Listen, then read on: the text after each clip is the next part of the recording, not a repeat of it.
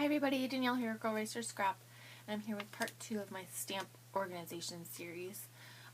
This is for all my other stamps that I don't keep by company because they don't do challenges or anything, and there's clear stamps, there's rubber mount cling stamps, there's rubber wood mounted stamps that I have taken off the block in here and put on easy mount.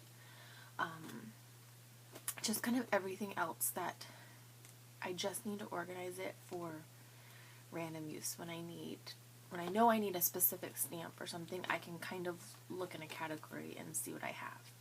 So, I normally keep this on the floor, it's pretty heavy, and then I can just kind of thumb through it. So, I'm going to hold it up, and this is in a bin from Michael's, who knows how long ago. So, this is a big, like, 12 by 12, 13 by 13 square bin. Okay, and then you can see here, that's how it looks. Now, I don't care if there's no lid or anything, because it just sits on the floor. I'm not taking this to any kind of crop with me. If I did need to take it to a crop, that's why I have them the way I have them stored, so I can just pull out a sheet and take the sheet with me. So we'll get to that now. So I have these stored in kind of categories, and I'll show you here.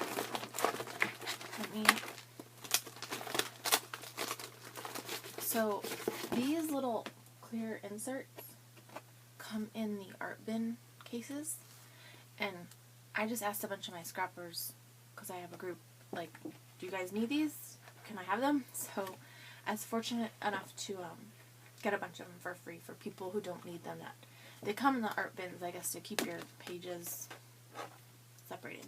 So I just went and labeled them with my label maker, and they fit perfectly in there. They're tall enough to see over everything, and I can see all my, you can see back here, I can see all my categories. So now within the categories, I have stamps stored two different ways. My first way is like this. Now these pockets right here are from Office Depot. These are called job ticket pockets. So you can see here, let's show you that part. I don't know how much they were. Let me show you this. I can't see. There we go. So there's the size of them and everything. And they just have a lip up here. They do have a hole if you wanted to, like, put them on a clip it up or something. Another good use for them. But they're plastic. I go and put a cheap sheet of cardstock in there, like when white paper goes on sale, just for some sturdiness. Now this one here, because these two sets were already on a nice package, I just basically stuck them to the cardstock. So when I pull them out, this is how they look. To maximize my space, I put two on one sheet. And this is just my alphabet section, so all the punctuation goes in the same category. And then those go back in here. So if I just wanted to take this, I just take this sheet with me. I don't have to take my whole section or whatever. Okay, so that's one way. And then let me show you another way. Here, I'm sorry, my dog is barking. Here are, oh, there's two of them. Here are these other sheets from Office Depot. They're to hold, I think, like DVDs in here. Jennifer McGuire used these originally to store her stuff, and she would end up cutting up the middle, which I don't know how you would cut up the middle and have both of them still sealed on this side, like on either side, but I kept them whole. They come with a flap. So for ones that just fit, I just slid them in there. So, and I don't label them. I may be able to remember this is like, I think a KI memory set, but I don't, I don't care. So that's like that. Then this one here is another example. So this is a Scrappy Cat set, which is not nicely labeled. This one here, I think, was a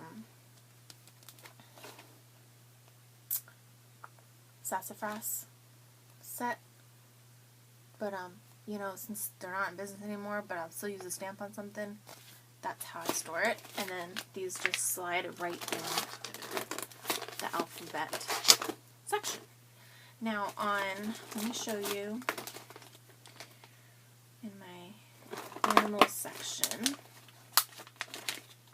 Let me show you this.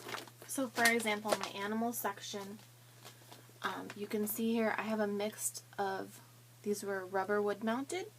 That's why you can see they're just black. And these were rubber clings that I had already bought with the image on it. And then here's just clear stamps.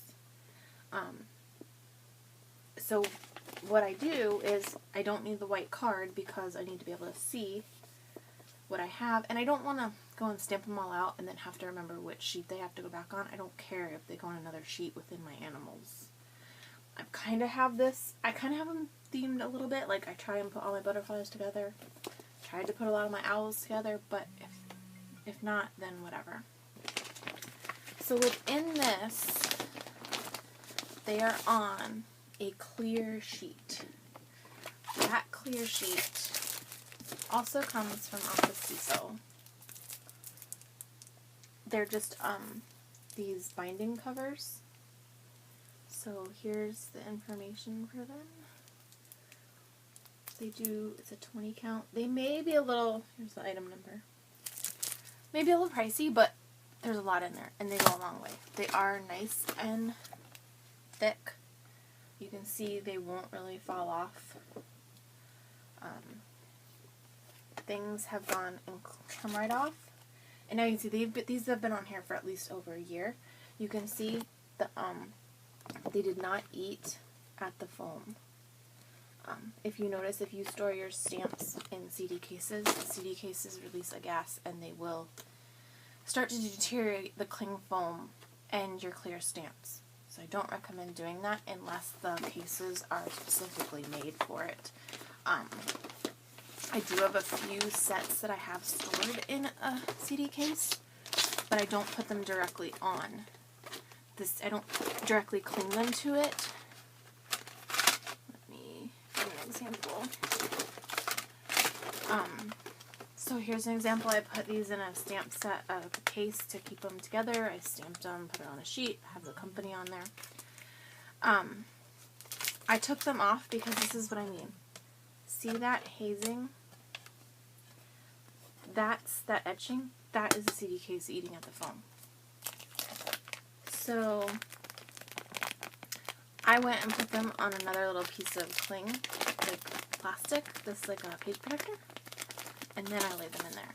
You could also take those binding covers and cut it down and then cling it to that and then store it in here. So I don't want you guys to ruin your stamps. You may want to get them out of these. So that is pretty much it for all my other stamps. Now I do still have wood stamps that I don't take off the wooden block, like big background ones. I'll just leave them on there. They're just in a drawer in one of my little storage units. But I kind of like this idea because then if I'm going to a crop, I can just pull this sheet out, take this with me, not everything else. If they fall off in there for some reason, they're in the little pocket. So they shouldn't get lost. And, you know, with the hole at the top, there's no need to accidentally put these in upside down or anything. So, this way, you know, if I need, like I have a food section, if I'm doing like a recipe card or something, I can go to my food section, I can pull out my few stamps that are food related, and I'm on my way. So I hope this helps you. I kind of just came up with a little bit of this on my own. The only thing is these pockets, Jennifer McGuire did end up letting everybody know, but now she's moved to Avriel. But I'm just going to keep them there because I like to maximize my space. You can store them like this, or you can probably put like 2 side by side in this basket and, you know, not waste some room. So I hope that's helped, and if you have any questions on any other storage that you want to see, I'm going to do some more videos, and if there's anything in particular, let me know in the comments. But I did make a small list I'm going to do my stamp pads, my washi tape, my 6x6 pads, my Copics, and I'm even going to do like my go tote, I call it. Basically my tool tote that I take from the crop and to my desk. It all stays in there and it just goes from one zone to the next.